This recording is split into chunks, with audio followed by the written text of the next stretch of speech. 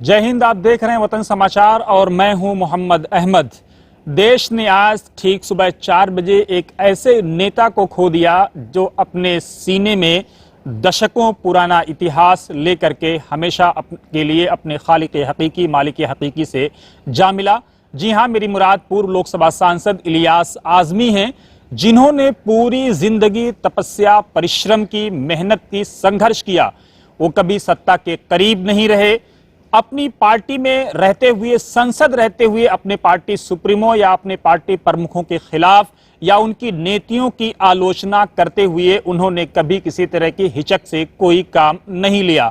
वो हमेशा इसलिए भी याद किए जाते रहेंगे क्योंकि काशीराम से लेकर डॉक्टर अब्दुल जलील फरीदी या पेरियार रामास्वामी नायकर या फिर नॉर्थ इंडिया के तमाम बड़े नेता मुलायम सिंह यादव, मायावती, मनमोहन सिंह, सोनिया गांधी, शरद पवार, ऐसे तमाम लोगों से उनके संबंध न सिर्फ अच्छे थे बल्कि वो हमेशा उनकी नीतियों की आलोचना भी करते थे और उनकी नीतियों की तारीफ भी किया करते थे। एक मौका था, संसद में खड़े होकर के उन्होंने देश के मौजूदा नेता सुरेश प्रभु, जो पूर्व केंद्रीय मंत्री, पूर्व रेलवे मंत्री, की तारीफ करते हुए कहा था, पवार साहब इस तरफ यानी सोनिया गांधी वाली लाइन में बैठे हैं इसलिए सेकुलर कहे जाएंगे, और सुरेश प्रभु इस तरफ यानी शिवसेना की लाइन में बैठे हुए हैं, वो इसलिए कम्युनल कहे जाएंगे। लेकिन इलियास आजमी ने कहा कि मेरा यह मानना है कि इस संसद में सुरेश प्रभु से बड़ा कोई सेकुलर नहीं है। मुझे याद है वो दिन जब इलियास आजमी ने सुरेश प्रभु से उनके मंत्री, रेलवे मंत्री बनने के बाद मुलाकात की थी, तो सुरेश प्रभु ने इन्हीं खूबियों का जिक्र करते हुए कहा था कि चचा, इससे बड़ी मेरे लिए कोई उपाधि नहीं हो सकती जो आपने संसद भवन में मुझे या पार्लियामेंट के अंदर मुझे एक सेकुलर रहनुमा के तौर पर दी थी या इंट्रोड्यूस कराई थी। इलियास आजमी, चाहे वो बीजेपी के नेता हो या कांग्रेस के नेता हो, अच्छे नेताओं की खूबियों को बयान करने से और जिन नेताओं से वो असहमत रहते थे उनकी आलोचना करने से कभी वो नहीं चूकते थे। इतिहास के पन्ने जब आप खंगालेंगे तो आपको याद होगा कि एक समय अरबी रुमाल, जब दिल्ली पुलिस किसी को गिरफ्तार करती थी तो उसको अरबी रुमाल में कवर कर देती थी। तो इलियास आजमी ने बीएसपी का सांसद होते हुए पार्लियामेंट के अहाते में अकबर डंपी और अपने साथ एक एहतजाज भी किया था। उसके बाद कभी भी अरबी रुमाल वाला कल्चर नजर नहीं आया, वो हमेशा के लिए गायब हो गया। मुस्लिम नौजवानों की गिरफ्तारी, बेगुनाह नौजवानों की गिरफ्तारी पर वो हमेशा मुखर रहे। संसद के अंदर और संसद के बाहर वो हमेशा खुल करके बोलते रहे। इलियास आजमी ने बीएसपी हो या समाजवादी पार्टी हो, इन पार्टियों को बनाने में कोई कोर कसर नहीं छोड़ी, लेकिन इन पार्टियों से कभी कोई मलाई की ना उन्होंने उम्मीद रखी ना कोई मलाई खाई। इलियास आजमी ने आम आदमी पार्टी की स्थापना भी की और एक समय ऐसा आया जब आम आदमी पार्टी अरविंद केजरीवाल के हाथों से निकलती हुई नजर आई। उस वक्त अरविंद केजरीवाल के हक में इलियास आजमी ने पूरी गोलबंदी की और पार्टी को बचाने का न सिर्फ प्रयास किया बल्कि वो उसमें कामयाब भी रहे। लेकिन उसके बाद एक समय ऐसा आया कि अरविंद केजरीवाल की नीतियों से अदम इत्तेफाक करते हुए उन्होंने पार्टी को हमेशा हमेश के लिए अलविदा कह दिया। फिर वो पलट करके कभी उस तरफ नहीं गए। संजय सिंह, जो आम आदमी पार्टी के मौजूदा सांसद हैं, वो या इन जैसे अनेकों नेताओं का मार्गदर्शन करने या इनको अपने यहाँ साउथ एक्स वाले फ्लैट में रखने या इनकी हर तरह से मदद करने में भी वो कभी किसी तरह से पीछे नहीं रहे। इतिहास के जानकार इस बात को भी जानते होंगे, जब वेलफेयर पार्टी का गठन हुआ, इसकी स्थापना हुई, तो इलियास आजमी इस पार्टी को बनाने में भी पेश रहे। लेकिन जब उनको ये लगा कि ये पार्टी उन मूल्यों, उन सिद्धांतों को पूरा नहीं कर पा रही है जिसकी उनको तवक्को थी, तो वो इस पार्टी से भी पीछे चले गए और इस पार्टी का साथ छोड़ दिया। इतिहास के जानकार ये भी जानते होंगे कि कॉमन सिविल कोड पर एक मौका ऐसा भी पार्लियामेंट के अंदर आया था जब अटल बिहारी वाजपेयी को इलियास आजमी ने न सिर्फ लाजवाब कर दिया था बल्कि अपने कमरे में बुला करके अटल बिहारी वाजपेयी ने इलियास आजमी की प्रशंसा करते हुए कहा था कि इलियास भाई, आज हमको लगा कि कॉमन सिविल कोड के मुद्दे में कोई दम नहीं है और हम एक ऐसे सांप को मारने का प्रयास कर रहे हैं जिसके अंदर कोई जान ही नहीं है। इतिहास के जानकार ये भी जानते होंगे कि आर्टिकल 341 पर सबसे पहले अगर कोई आवाज उठाई थी तो वो पूर्व लोकसभा सांसद इलियास आजमी रहमहुल्लाह ही थे। उन्होंने हमेशा आर्टिकल 341 पर मुखरता से इस बात का विरोध किया कि जात पात का भेदभाव नहीं होना चाहिए। और संसद में एक ऐसा मौका आया था जब नीतीश कुमार वर्सेस अटल बिहारी वाजपेयी एक जंग भी पार्लियामेंट के अंदर छिड़ गई थी और इलियास आज़मी ने अटल बिहारी वाजपेयी को चैलेंज करते हुए कहा था कि अटल जी, शायद आपको यह मालूम है कि अगर आप धर्म के आधार पर आरक्षण का विरोध कर रहे हैं तो मैं आपका सबसे बड़ा समर्थक हूं। लेकिन विडंबना यह है कि पूरा का पूरा आरक्षण धर्म के आधार पर ही चला आ रहा है और आप उससे अवगत नहीं हैं। इतिहास के जानकार ये भी जानते होंगे कि काशी राम की एक बड़ी मदद करने में इलियास आज़मी का बड़ा रोल रहा और उन्होंने हमेशा काशीराम को न सिर्फ सपोर्ट और सहयोग किया बल्कि उनके साथ कदम से कदम मिलाकर चलते नजर आए। एक मौके पर इलियास आज़मी ने मुसलमानों की मिसाल काशीराम के शब्दों में इलियास आज़मी ने कहा था कि काशीराम का यह मानना था कि मुसलमानों की मिसाल उस कोयले सी है जो जला हुआ हो, जिसकी कोई वैल्यू नहीं हो। यह तब कहा था जब मुसलमानों ने डॉक्टर फरीदी के एहसानात को पूरी तरह से फरामोश कर दिया था।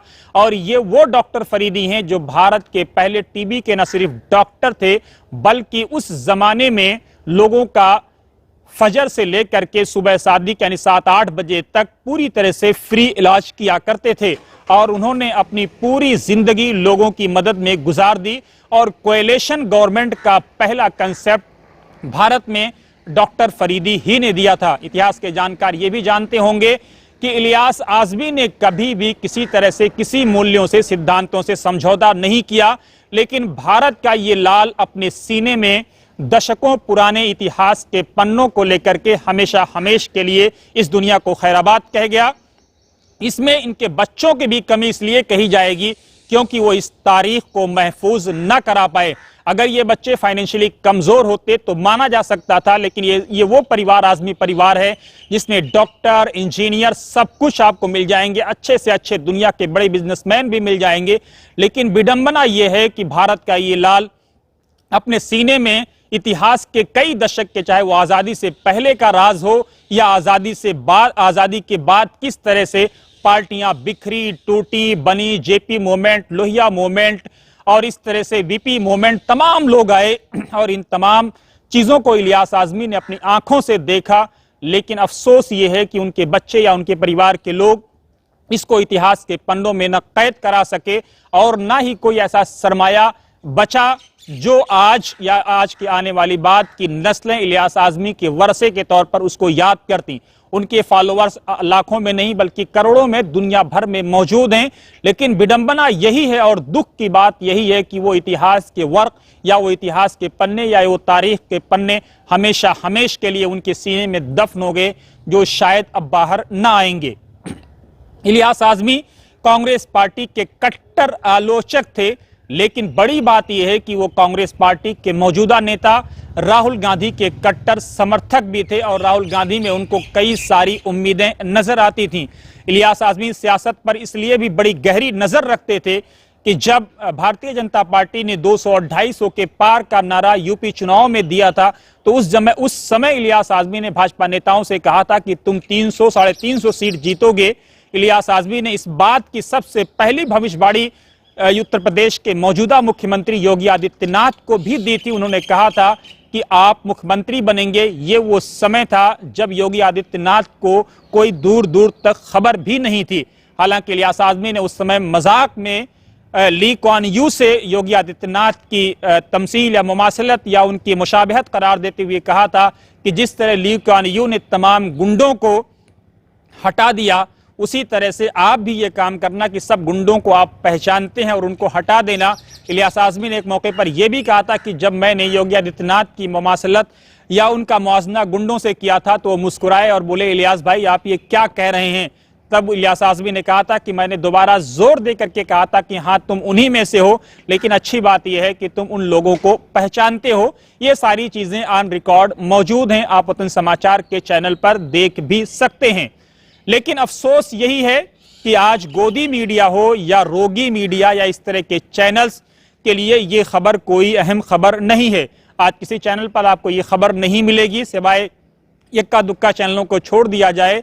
लेकिन इसमें इनके परिवार की भी कमी ये कही जाएगी कि इस तरह से कोई मीडिया मैनेजमेंट भी नहीं कर पाए ताकि वो लोगों को बता पाते कि भारत का ये लाल हमेशा हमेश के लिए दुनिया से चला गया और उसकी खूबियां क़यामत तक के लिए बाकी रह गईं। साथ ही ये याद रखें कि ऑल इंडिया मुस्लिम मजलिस मुशावरत के इकलौते बानियों में से डॉक्टर अब्दुल जलील फरीदी, जिनका सबसे बड़ा रोल था, इलियास आज़मी का मानना था कि डॉक्टर फरीदी ही अकेले मुस्लिम मजलिस मुशावरत के बानी थे। हालांकि इतिहासकार कई और लोगों को मानते हैं, लेकिन विडंबना यह है कि ऑल इंडिया मुस्लिम मजलिस मुशावरत ने भी इतिहास से उसी तरह का छेड़छाड़ किया जैसे वो दूसरे संगठनों पर आरोप लगाते रहे हैं।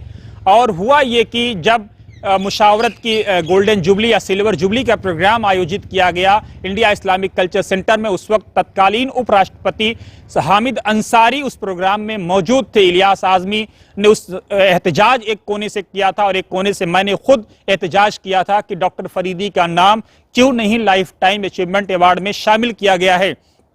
तब मुशावरत के तत्कालीन अध्यक्ष डॉक्टर जफरुल इस्लाम ने उनका नाम यानी डॉक्टर फरीदी का नाम लाइफ टाइम अचीवमेंट अवार्ड वाली सूची में शामिल किया। तो आप देखिए, समझिए कि कौन मिल्लत का कितना बड़ा हमदर्द है। लेकिन मुसलमानों के लिए यही अफसोस का मकाम है कि जब उनका कोई अपना चला जाता है तो जाने के बाद उसकी खूबियों का बखान करते हैं और उसकी जिंदगी में लान तान या गाली गलूज से वो बाज नहीं आते। आप देखेंगे योगी आदित्यनाथ से लेकर के प्राइम मिनिस्टर नरेंद्र मोदी, मोहन भागवत, सबकी जिंदगी पर आपको उनकी जिंदगी के अंदर ही किताबें मिल जाएंगी। लेकिन शायद ही कोई ऐसा मुस्लिम रहनुमा आपको नजर आए जिसके ऊपर उसकी जिंदगी में ही कोई किताब आपको मिले। जबकि इलियास आज़मी ऐसे नेता थे और उनका परिवार सक्षम था कि उनकी जिंदगी में उन पर एक नहीं, दो नहीं, बल्कि दर्जनों किताबें तैयार की जा सकती थी, क्योंकि वो आजाद भारत के उन इकलौते रहनुमाओं में से थे जिन्होंने पूरी जिंदगी न सिर्फ तपस्या, संघर्ष और परिश्रम किया, बल्कि आजादी से पहले का इतिहास और आजादी के लगभग 8 दशक का इतिहास उनके सीने में महफूज था। लेकिन वो लेकर के अल्लाह को प्यारे हो गए। हमारी रिपोर्ट कैसी लगी जरूर कमेंट बॉक्स में अपनी राय दें। साथ ही हमारे चैनल को लाइक, शेयर और सब्सक्राइब भी करें और आप हमें डोनेट भी कर सकते हैं ताकि इसी तरह से बिना रुके, बिना थके और बिना झुके हम सही और सटीक जानकारी आप तक पहुंचाते रहें।